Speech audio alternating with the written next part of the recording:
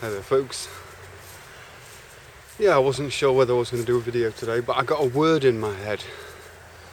The bystander effect. Have you ever heard of that? The bystander effect. Yeah, it's quite a strange phenomena. It's like a public thing. When you walk, maybe you've seen it.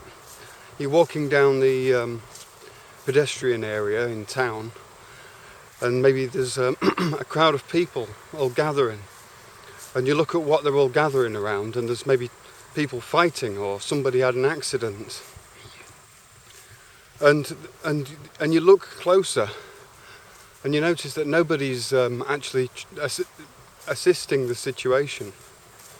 Everybody seems to be in a state of shock. Everybody's a bystander.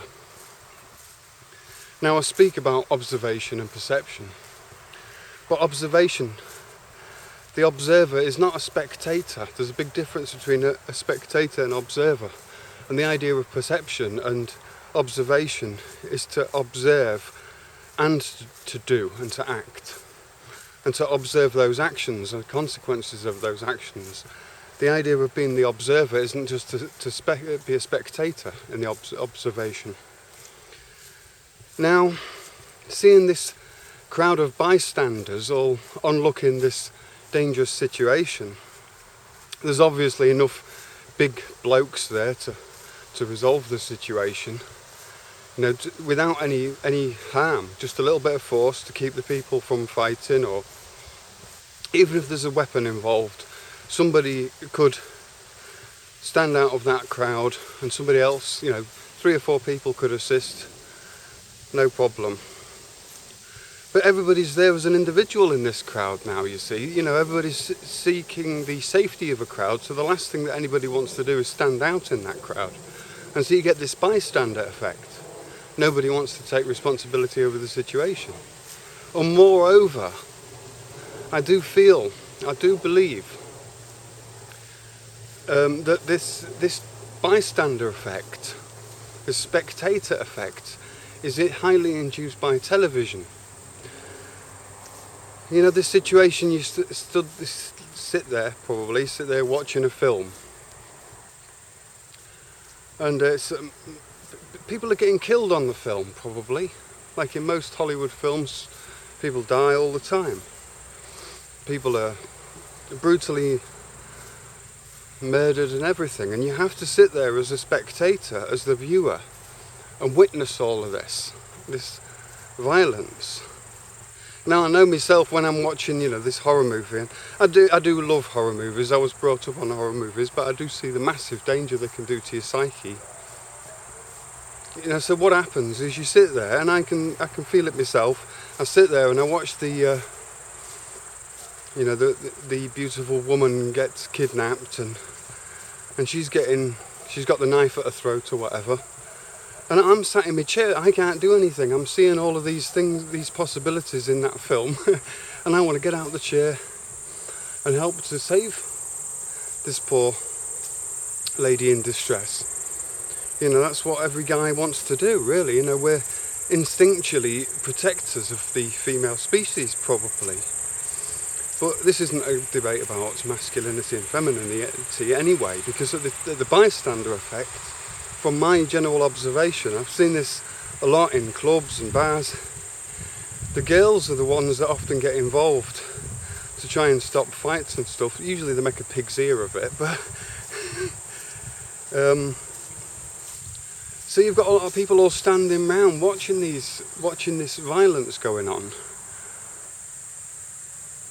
It amazes me that people have lost this instinct to get involved, and it must be television. It must be this helplessness that gets inbred with us in television. There's nothing you can do. You have to sit there and watch these people on TV get murdered. So when you actually see a true happening in society, in a real life situation, in public, wow, it's scary. Things don't happen in like a country and western bar fight where some guy gets punched and flies over 3 tables. It's horrible. People go down in seconds. It doesn't look like in films. So when people see in real life, real violence, real injuries, real bad things, they enter a catatonic state of shock often. Like they freeze, they don't know what to do. And so with the bystander effect, probably one of the best things to do, if you notice this situation, is not to run in yourself and try and resolve the whole situation, but actually to pick and choose a few people in that crowd who you think are worthy of taking on tasks. Pick the heaviest blokes, the biggest blokes, pick the most sensible people. Try and delegate, try and give out commands to these people who are in a state of shock. This is the thing, you see, a lot of people do lose their balance in a real life situation. It's okay when it's on television, but the real life does look a bit different. And I think in that bystander effect, when people start to learn how to deal with crowds, in a crowd, it's like you give someone a microphone on stage and they're really shy to speak in front of 20, 30, 40, 50 people, and freeze in front of 1,000 people. But the fact is, if you're in a pedestrian zone and someone else is getting hurt for whatever reason, then everybody has a responsibility to act in some way, whether it's to get help from somewhere else, which is usually the best situation. But you can obviously read about this stuff and research it yourself. You obviously, would be clever enough to understand what you'd need to learn about it. But it's a lot to do with crowd psychology.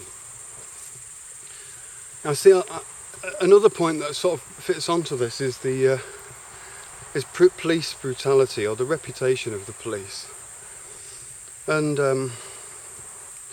when I see these protests,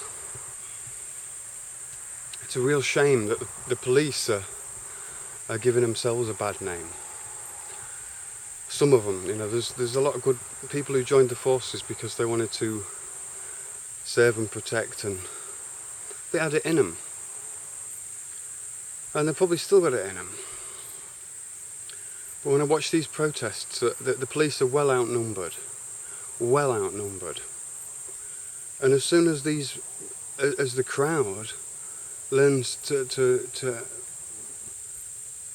efficiently work as a crowd and make lawful citizens' arrests, even on any police, if there's a policeman, let's face it, if you see a policeman unlawfully beating the crap out of somebody, then you have a duty to act in some way. And if there's a crowd of people, surely there's a chance of being able to restrain that person, whoever it is. But obviously, the police have got an hard job to do. These days especially, there's a lot of people coming at them with this prejudice because there's one or two bad apples in the box. Now, if you are in the police force, I think you've been a little bit, the police in general have been a little bit set up. I mean, if you watch like Hollywood films and stuff, especially in the 80s, I guess, I don't know, even now, the police are always kind of a little bit like the dumb losers of the film. It's usually the military that come in and save the day. You've got this kind of Dukes of Hazzard style sort of policemen that are always beating people up, and it's portrayed in films. The police definitely come out not on top. And I think everybody's clicking onto it now that it's kind of a bit of a setup in one way or the other. And because at the end of the day, when the laws go all strange, and there's these gun laws and everything, then if you split the nation down the two, you've got those with guns and those without. Really, whose side are the police perceived to be on then? The police have definitely got a lot of work on their hands, protecting so many people from the bad guys, because the good guys are not allowed to protect themselves anymore. That will increase like the massive amounts of work for the police forces. So all the baddies have got the guns. Baddies don't mind about breaking the law. You know, if all ends fail, they've got an home in prison with the rest of the mates. You know what I mean? You know, so breaking the law is a free ticket into some kind of place, yeah? And at the end of the day, most of the bad people do bad things because of a pretty good reason, really, or if you know what I mean, a pretty logical reason. You know, it was just one or two stupid ideas. And, you know, we're just not educated on this stuff. We're not educated on making lawful citizens arrests. They don't teach us that in school. And that should be an absolutely important thing for every citizen to know, how to arrest another person if they need protection from themselves or others. It's not something that we're only allowed to grant to our government and our police to do to us. You know, we can't grant them the authority that we don't allow ourselves to be granted. If you know what I mean. Anyway, I'm stuttering away here. It's I noticed as I'm speaking what a kind of a heavy topic this is that I'll come back to. You know, with brutality between gangs and people and police, and yeah, it's a big one.